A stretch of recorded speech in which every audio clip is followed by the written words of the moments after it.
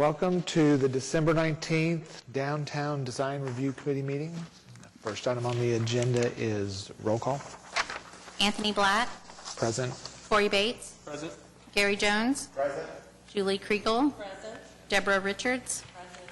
Mariana Sador. Rosie Trujillo. Present. You have a quorum. Thank you. Second item on the agenda is approval of the minutes, which are in your packet. I move that we approve the minutes. Second. That is a Kriegel-Bates motion. All in favor? Aye. Any opposed? Motion carries. Item 3, cases withdrawn. We have one, DTCA 19-00136 at 301 Northwest 13th Street.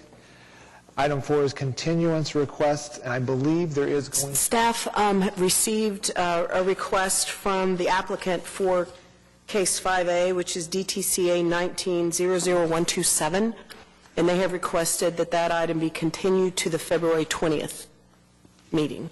Could I get a motion for that? I move that we move item 5A to the February meeting. Second. That's a Bates-Kriegel motion. All in favor? Aye. Any opposed? Motion carries.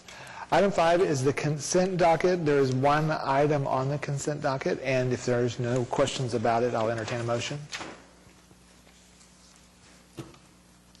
I'll move to approve the consent docket. Second. It's a Bates-Jones motion. All in favor? Aye. Any opposed? Motion carries.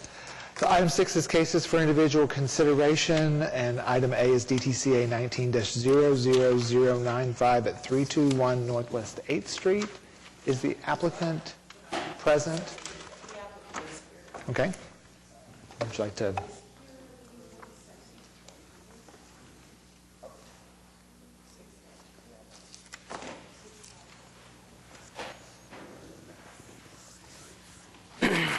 So this has been on your agenda a few times the last few months. The applicant is here today. So if you might recall, this was a request initially for some wood walls that have already been installed. Based on input from staff and discussion that we actually kind of had with the committee previously, the applicant has revised the request, and in your packet you will see, let me get to it, a different design than what is up there now. So they're not solid, and I will probably mispronounce this, and I apologize. G walls, and I actually had to research it because I never heard that term before, although I've seen what they are. And so this would be, the top half essentially would look like windows. They're proposing to use a material that would, in my opinion, could mimic the traditional material, which is a paper that they would have over those openings. And so they're proposing to have this both on the front and on the sides.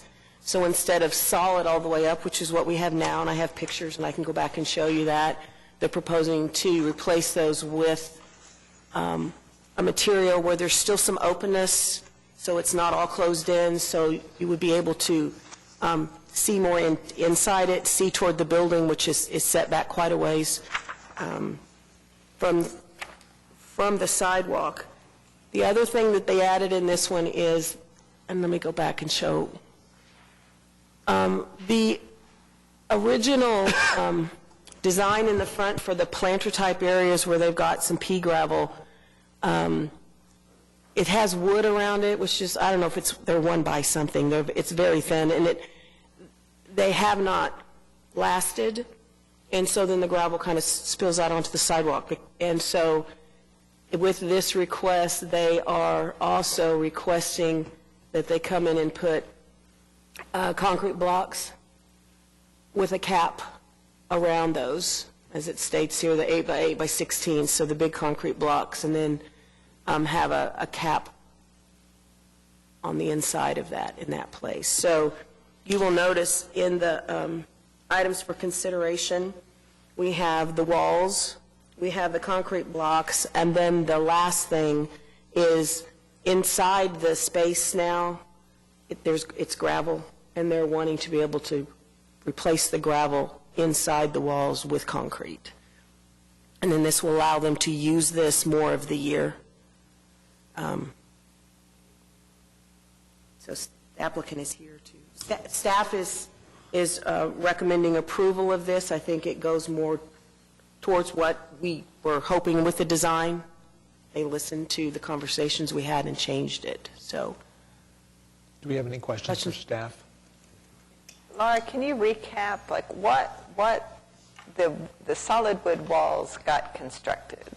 But those have since been removed? The solid wood walls, and I will admit, I haven't been by there in a month or so. I'm assuming it looks, I think that would be helpful. If it looks the same as it did when I went to take the pictures, when they first went up, they had them on the front, as you see here, and they had them on the sides. And these are Google Earth pictures. They intended them to be seasonal, and they took them down on the front. So now, the last time I went there, this is what it looked like, and they left them up on the sides. Is that what it still looks like, Matt? You're talking the mic? Okay. So it still looks like this. Yes, the walls are up right now so that we are able to see during wintertime. Can you identify yourself? My name is Matthew Sabacher. I'm the owner of Tamashi. Yes, we put the walls up originally so we can see people during the wintertime. Wintertime being our busy season. I mean, sales usually rise for us 25% during the winter. And if we can't seat this area, which is about 50% of our seating area, then we lose considerable amount of money during those times. And that's why we put the walls up in the first place.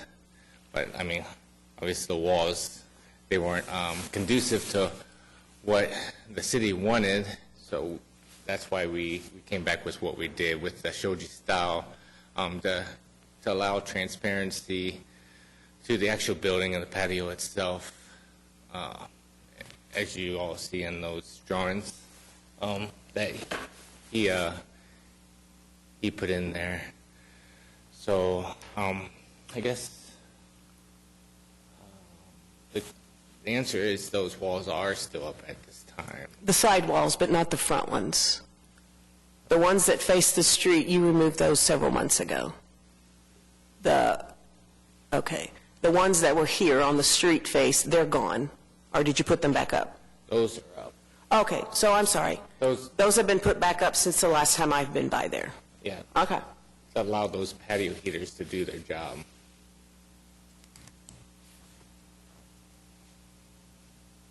Do you have any questions for the applicant? Yeah, I have a question. So are these going to be removed during the summer time, or going to be up all the time, or? Hi, my name's Craig Garner. I'm the lead design on their restaurant projects, and they just hired me this last few months to come up with a solution to provide something that was a little bit more see-through, or at least the availability of shadow and movement inside. What we did was give an option for these shoji-style walls to be movable on tracks, as you would slide barn doors possibly. I even maybe said that we're willing to make the window part hinged as like a trapdoor would, to where it lifts up inside so we can see through it. And again, we would be happy to make these move either one way, that way, or lift up like a trapdoor. Those are the two options. Now, in the drawing that's provided, that is basically just as it is as a wall. Those would stay in place. If you guys come at us with more of a need for something that is adjustable, that's when we would be happy to do the next adjustment, which would be maybe a sliding track or a trapdoor. Does that answer the question?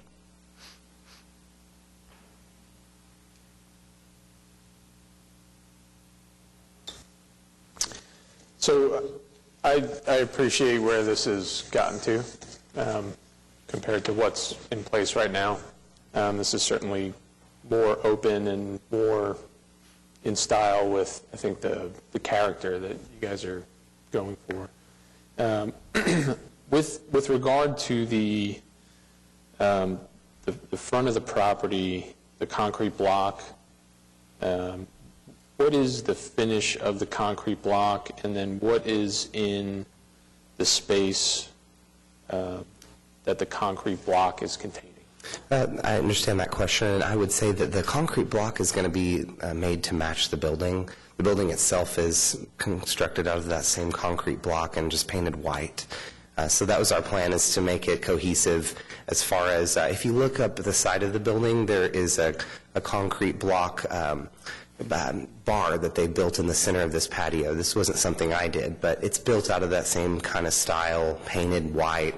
That's what we were looking for in the front, was just kind of a continuation of the same look. And inside of that is either planting materials or just gravel.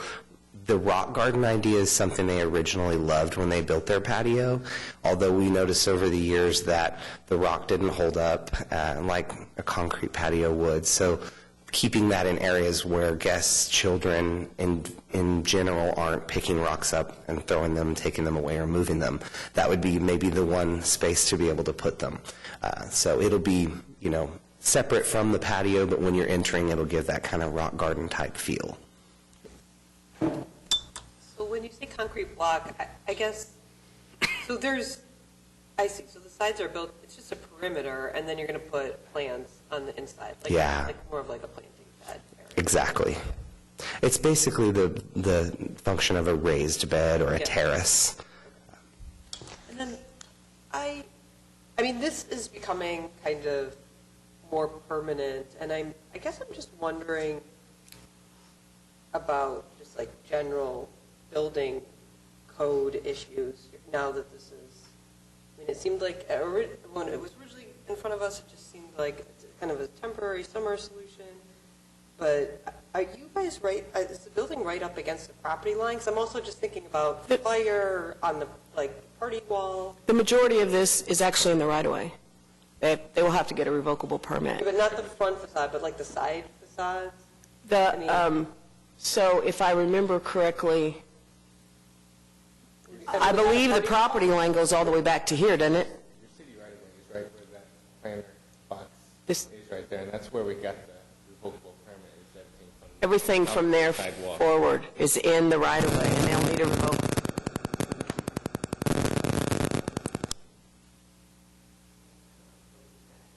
That was weird. Yes. Okay. And so that was covered by a revocable permit. They'll have to go back in and change that out. They'll also have to check with the 8th floor about any necessary building permits they need. The property itself, the owner of this property owns everything on either side behind. I mean, I think he owns almost the entire block.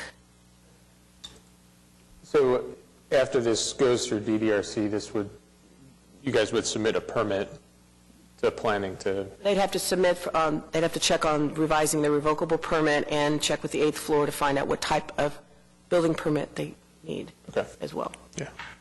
Because if this is more permanent, your occupant load is going to change, and that might affect your restrooms and things like that. Just to clarify, when you're talking about the block and as a painted surface, it is a grouted and finished block, just a true extension of the fabric. It's not a loose laid, even though it's a wall. It's not loose laid and not... Right. It won't be dry stacked. It will have mortar in between and done by a mason.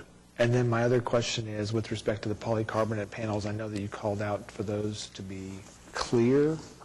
Confirm, are they clear polycarbonate panels? They can be clear polycarbonate. There is that availability. We would kind of prefer to have something that's obviously more fogged style, so it looks like the rice paper would in an original shoji door design. But if by any means you all would prefer us to do a clear polycarbonate, there are both obviously available.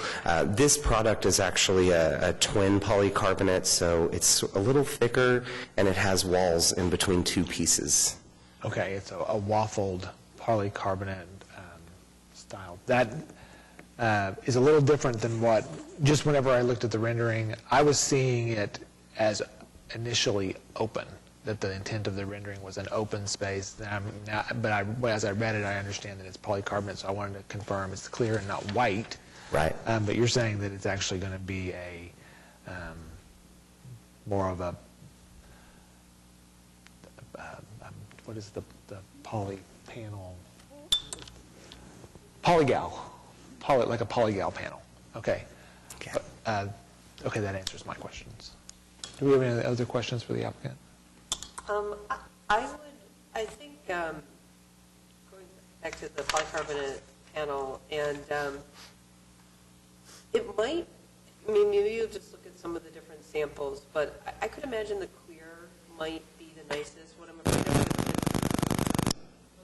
with the translucent one is just that when it starts getting thick, I mean, depending on the thickness that you get, the translucent one is actually going to become more white. And even the clear one may look more like paper, may look translucent just because you have a thicker one. So the thicker polycarbonate makes sense because you're able to control the air temperature and that with it. And I've seen some really great projects that use it, so the only problem with it is I wouldn't want it to look too opaque. So that would be my only concern. And in regards to that, that was definitely something I spoke with on the owners, is that we may need to adjust based on your findings, whether we go with something a little more clear or, as you said, opaque. So obviously very adjustable on that detail. And to reiterate, and I know that it was brought up before, but now you're putting polycarbonate on a, even though that you might own all of the lots, if they are not joined, if they are currently lot split, then they'll be seen as you could sell one off. And so having a polycarbonate panel as your exterior wall material on the lot line, that would be something that definitely the 8th floor needs to comment on before it's constructed. All right. Thank you.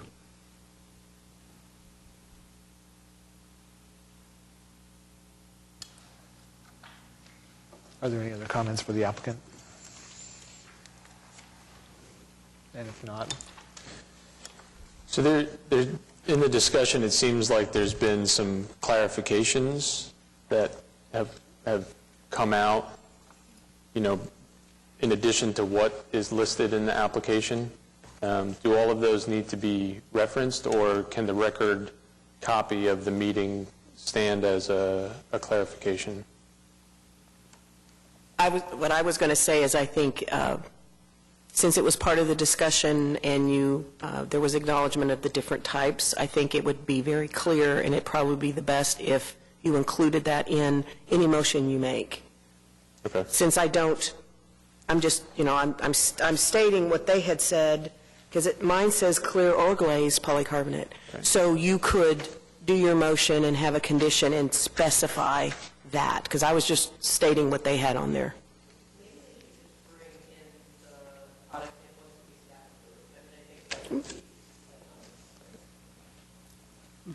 Yeah, and you could include that.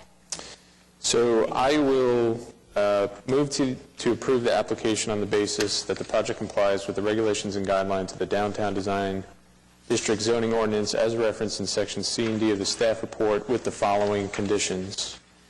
A, the polycarbonate material be an option of higher transparency, and a material sample be submitted to staff for review and approval.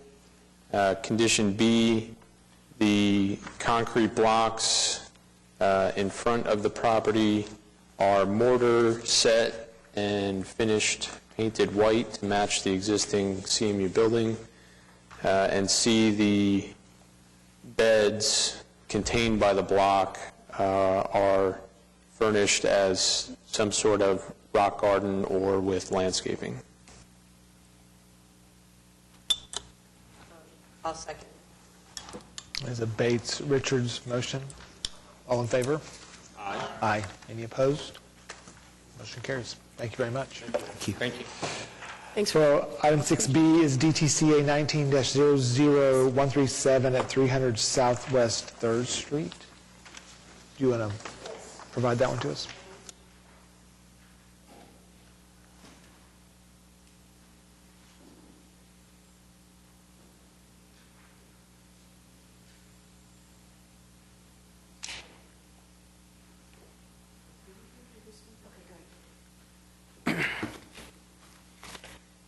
So it became very apparent, we definitely need to update our aerials that we have access to in our system, because, as you know, the park is finished now, and that makes it look like there is nothing there at all. So this is a request for the cafe or the restaurant building, which is located right at this location, for their signs. And if you've been by there, you can see the curb is way out here where my hand is.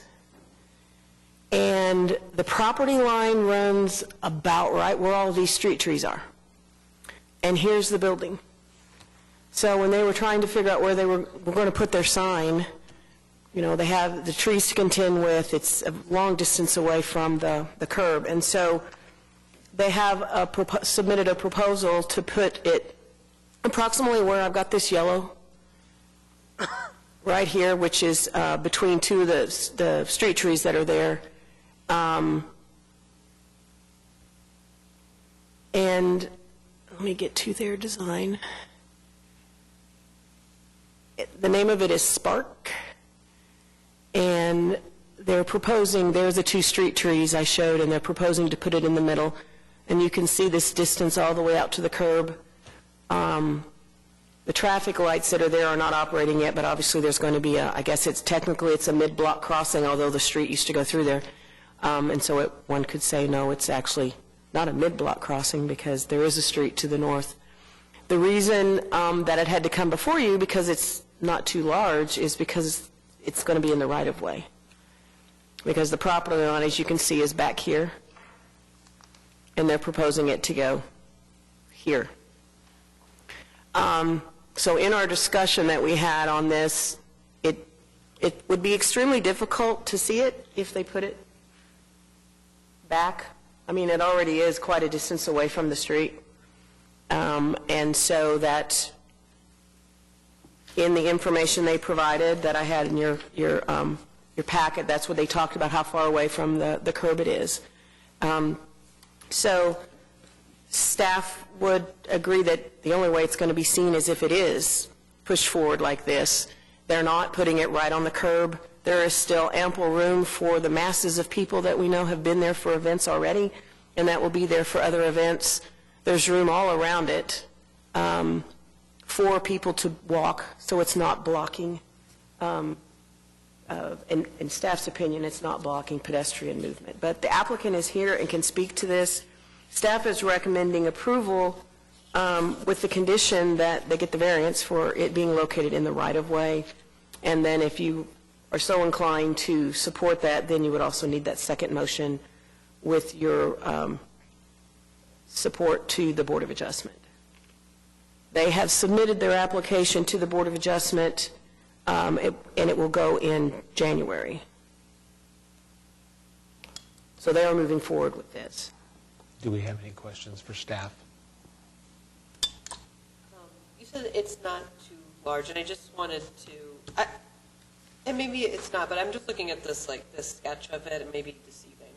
And it, with the person standing next to it, it does look quite large. And so, but based on the street frontage of this building, because the building's not that big, so I was just. Well, the freestanding signs are not based on the building, it's based on the. So the whole park property. Correct. So when it's part of the park, and so the park is allowed to have X number of freestanding signs. Okay. And so when I'm in, it's not too large. It's less than 100 square feet. Any sign that's 100 square feet or larger has to go before you. So if it wasn't in the right-of-way, it wouldn't have had to come to you automatically by ordinance. Based on the dimensions they provided us, 86 square feet. And then their landscaping that they're required, because freestanding signs are required to have landscaping. I'm sorry I didn't include that blurb in the staff report. But the trees are within 10 feet. There's two, and so their points are met by the two street trees that are there.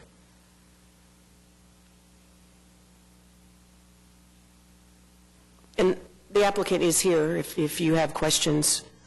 Do we have any questions for the applicant? I'll entertain a motion.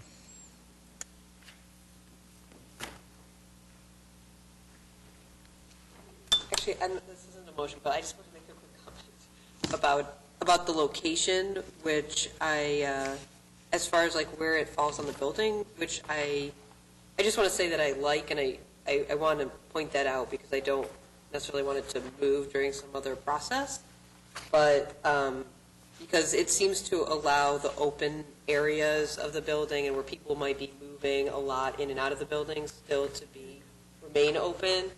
I mean, you can only, yeah, right. So it's in kind of the sign will be placed according to this image in the more solid area Yes. of the building. Yeah, and the day I was out there, decided being really, really cold. It was very dark, but as you can see, it's solid. Yeah. And you go further east, that's where all the windows are. And so, yes, it is in front of the solid part of the building, which I believe that's what you were referring to. So it's not detracting from people's appearance in or out of the building. I guess I just have a comment. I mean, to me, it seems like it's not going to be very effective running parallel with the street versus if it were perpendicular with the street where you could see from oncoming traffic. So I'm a little confused. I know that's not we're not here to change that direction. But to me, it just seems like it's going to be kind of, you're not going to see it unless you are right in front of it. So it's pedestrians to see, but street traffic is not going to be able to identify see that sign until they're The up. parking stops, that's why I wanted to kind of get back here. So the parking stops east and west quite a ways from it, and I realize you don't really see it until you get into what used to be an intersection right there. But once you get past those parked cars, you will, and the colors will help it be. I mean, I would imagine you go past the last parked car and that color is just going to pop in your peripheral vision. But, so at least what it has going for it is there are not cars parked at the curb in front of it. Are the street lights at that intersection active? The traffic lights? Yeah. Not yet. But they will be. At some point, I'm assuming, You'll have cars stopping at that intersection. yes. And so the parked cars stop roughly in this area, so almost at like the ends of the building. You also have the benefit of having a road that's coming into it perpendicular. So everything that's coming down Harvey is going to be looking directly. Yeah, and I'm not really sure what's happening with that one because it's continued to be blocked off, and I don't know because of the streetcar. I don't know if that's going to be opened up when they get finished with it or not. To be quite honest, I don't know what they're doing with that. Maybe but- you might know. I had an interesting experience this morning driving past this in which a car coming down Robinson drove on the streetcar lane and actually drove across the sidewalk along Sheridan. So in some ways it's open to traffic. Yeah, it's unfortunate at that corner there at Robinson because I go there twice a day. It's so open, and if people aren't paying attention, they just end up right on there. Yeah, we're going to have some interesting streetcar vehicle conflicts, I think.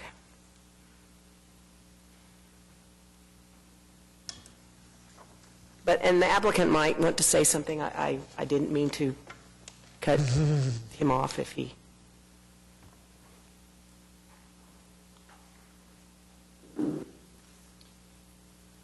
I'm James Boswell, architect for the client. We did look at going both ways. Our client felt this was the most visible for his purposes. This is, one of those unusual buildings where the front of the building addresses the park, and this is the back of the building, which faces the street. So the goal was to give it some street presence and recognition. And, being a commercial business, they felt they needed it. So it is outside of the pedestrian, kind of the main pedestrian way. If you go back to the site, that changes to an aggregate over here to the side. So we stayed out of the main pedestrian way by setting it back. And there are utilities all through that. So we have like 7 feet to place it. It's pretty tight.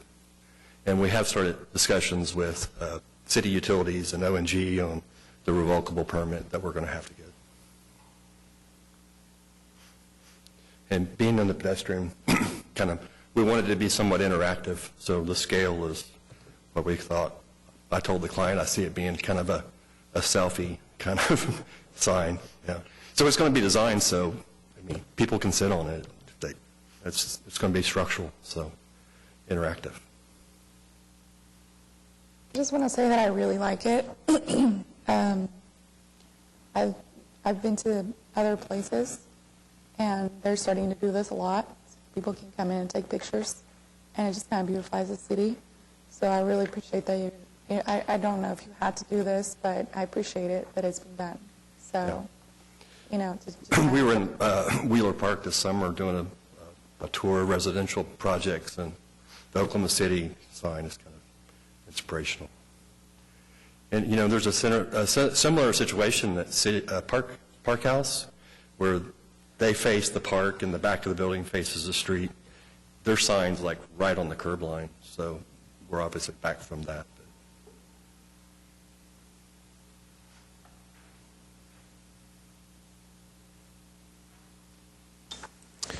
I'll move to approve the application on the basis that the project complies with the regulations and guidelines of the Downtown Design District zoning ordinance as referenced in Section C and D of the staff report, with the condition that A, the applicant obtains a variance from the Board of Adjustment from the prohibition against signs in the street right-of-way. The Bates-Jones motion. All in favor? Aye. Any opposed? Motion carries. I'll also move to provide a recommendation of approval to the Board of Adjustment for a variance from the prohibition against signs in the street right-of-way. The Bates-Jones motion. All in favor? Aye. Any opposed? Motion carries. Thank you. Thank you very much. Thank you. So item 7 is other business, and there is none. Item 8 is communications, and under A, administrative approval report, there are several items listed. Sorry, on other business, do we need to vote on this or no? That's a copy. You voted on it a couple of minutes ago. That's a copy to put in your notebooks today and mark on your calendars right after the meeting. In red, so you don't miss it. So if there are no comments on the communications report, then items B is comments from staff. We have a meeting in January. Please check your calendars. We will need 5 for a quorum because we know that we have a conflict with one project, and one of the members is going to have to step down for that one. So, if you can let us know whenever now or in response to Paula's, it's very helpful so that we know we got the quorum. Okay. I should be here. And then I'm going to toss this to Lisa so she can put her plug for your... Commissioner training, Yes. January 31st. It's going to be at the Civic Center, and we'll send more details right after the first of the year, as soon as I get the agenda done. Any other comments from planning department staff? This is probably my last meeting at the Horseshoe, as it were. So, but I'm still going to be around seeing everybody. And I'll be leading the training again, as usual. And my vacancy is posted, so if you know anybody who you would like to actually see here, please encourage them to attend, to submit. Lisa, thank you for everything you've done for DDRC. Yes. Thank you. Yeah, absolutely. I know it's thankless. Comments from committee members? So our next meeting date is the 16th, and we will have a meeting. Yes. And we are adjourned.